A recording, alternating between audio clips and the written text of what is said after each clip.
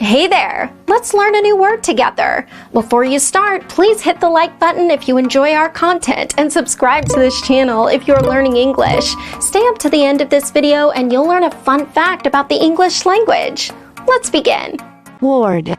Ward means separate room in hospital. For example, a children's ward. A children's ward. Synonyms: room, compartment, department. Awesome! You learned that quickly. Let's put it in some sentences to understand how to use it.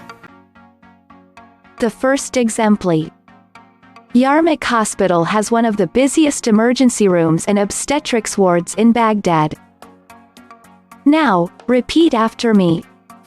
Yarmouk Hospital has one of the busiest emergency rooms and obstetrics wards in Baghdad.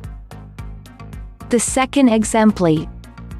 In Wang's ward in the hematology division, only half of patients with cancer may survive. Now, repeat after me. In Wang's ward in the hematology division, only half of patients with cancer may survive. The third exemplar. Randomized controlled trial of usual care compared with intervention delivered on hospital wards by cardiac rehabilitation nurses. Now, repeat after me. Randomized controlled trial of usual care compared with intervention delivered on hospital wards by cardiac rehabilitation nurses.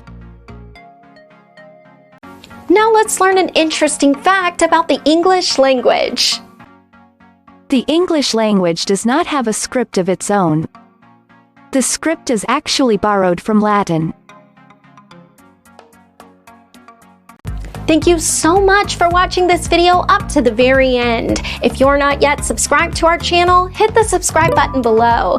If you're new to our channel, the links to our most popular playlists are below in the description. We've prepared playlists for different levels of English, and they're good for different goals that you might have.